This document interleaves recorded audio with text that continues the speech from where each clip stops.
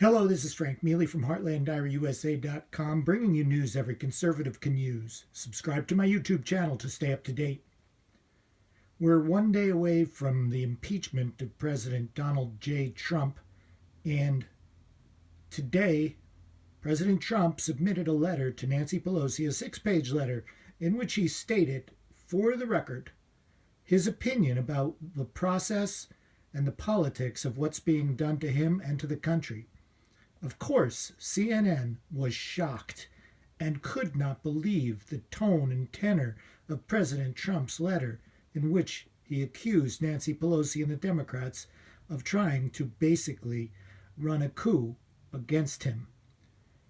Here, Brooke Baldwin and a panel of experts on CNN, including Gloria Borger, explain that perhaps this letter will be the final straw that will break the camel's back and force Congress to remove President Trump because he is just not fit for office. Oh my God. Please, please let them try. Extraordinary, jaw-dropping letter from President Donald Trump. In 6 scorching pages on White House letterhead, the president rails against the impeachment process going on right now, calling it a partisan crusade and an unprecedented and unconstitutional abuse of power by Democrats. Let me just read you just one graph of this 6-page diatribe. This is what he says. You are the ones interfering in America's elections. You are the ones subverting America's democracy. You are the ones obstructing justice. You are the ones bringing pain and suffering to our republic for your own selfish, personal, political, and partisan gain.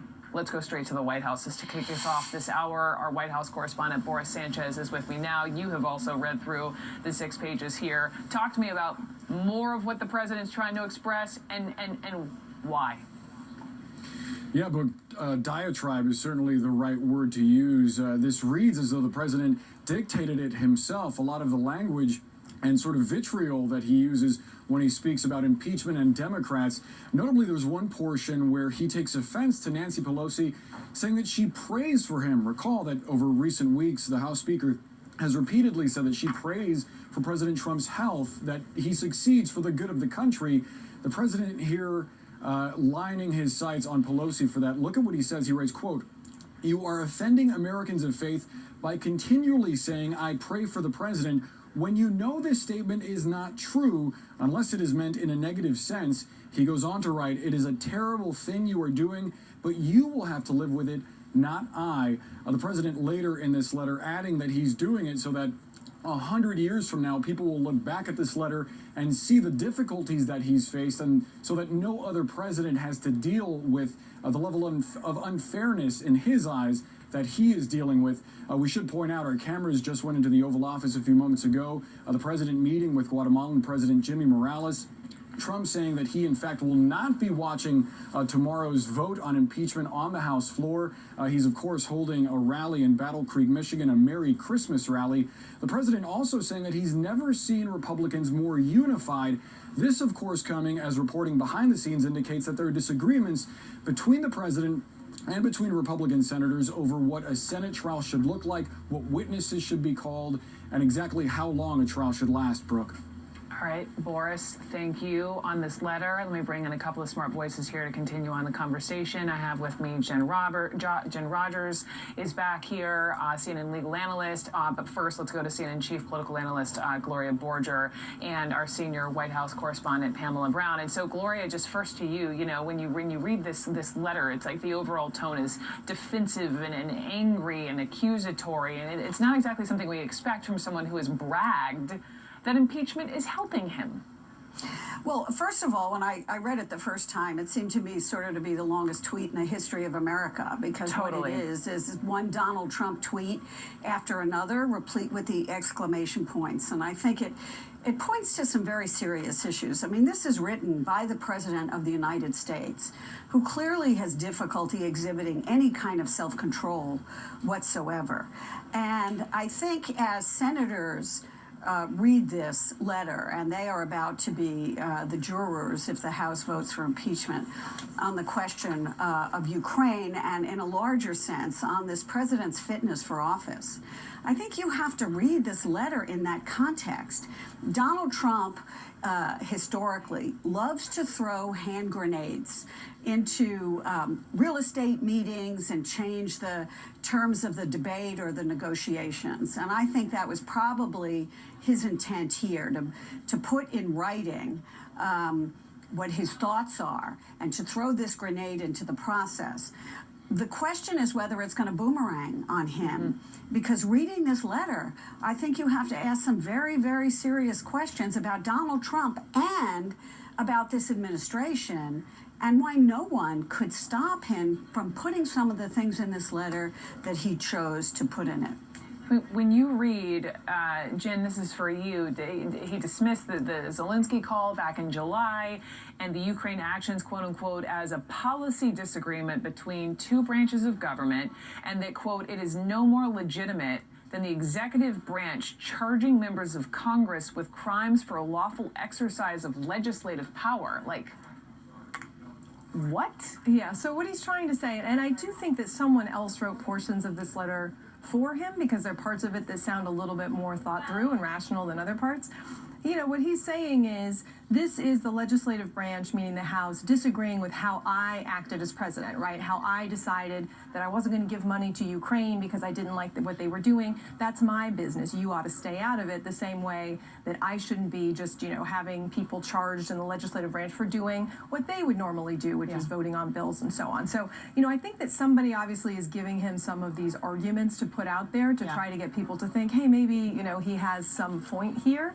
But it's all just patently ridiculous. There are so many witnesses who have testified about why what he did was not a legitimate exercise of presidential power. We have evidence about that. And we have even more if they would let Mulvaney testify, for example, and John Bolton testify. So there's ample evidence to show that what he's saying here is untrue.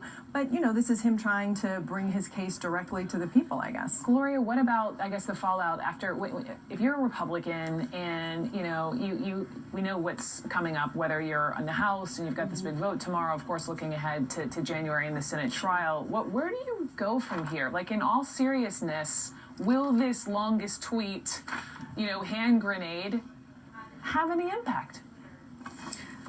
I can't really answer that question. I think there are parts of this that are so personal and so offensive. For example, when he says to Nancy Pelosi, he's questioning her prayerfulness. Right, questioning her faith, questioning her, and people of faith will question you. When he says about members of Congress, as he said in this, any member of Congress who votes in support of impeachment is showing how deeply they revile the voters and how truly they detest America's constitutional order. When you read this, and you come from a history in this country of honest people can disagree, and you read this, that is not what the president believes. The president believes that people who believe you should be impeached are evil and hate the Constitution of the United States.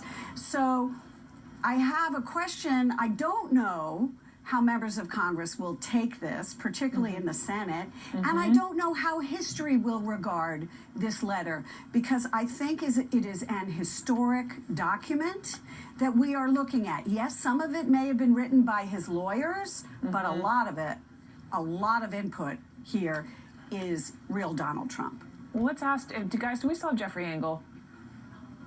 Yes? Okay. So Jeffrey Engel, to Gloria's point, how will history look at this letter? Can you put this 6-page diatribe into historic context for us? When listening to about the news about this letter, I had the exact same thought that I'm sure every American did, which is that it reminds me of Andrew Johnson in 1868. He, first of all, was one who would go off in diatribes, and one of my favorite lines from him was that he made the claim during his impeachment that no one had ever sacrificed or suffered more for the Union than him. Keep in mind, his predecessor had been assassinated for it. But secondly, and what's I think really critical, is that one of the articles of impeachment that Congress passed in 1868 was actually that the president was insulting the Congress, that the president was essentially not treating the Congress with the proper due respect the Constitution demands. So there is actually historical precedent for impeaching a president, at least discussing the impeachment of a president, whether or not he is actually acting as a proper negotiator with other branches of Congress. Now, I have to point out, Johnson did not get removed from office. So there's a sense in which Congress could at this point come through and say, this is not how you're supposed to act. We think that this is not the way a president should be acting. And then the Senate could adjudicate it and say, well, that might be true, but it's not a high crime. Or not something which requires losing office for. We have been wondering what a impeached but not removed President Donald Trump will look like. And I'm just, as you talk about his actions and his words and in his mindset, Gloria, did we just get a preview in this letter? We did. We did. I mean, in a way, sadly, it's not surprising. But you can also think about after impeachment, whatever occurs, as you're pointing out, whether this will be a president full of bitterness and retribution for those who vote in the way that he doesn't want them to vote, who vote for impeachment, for example.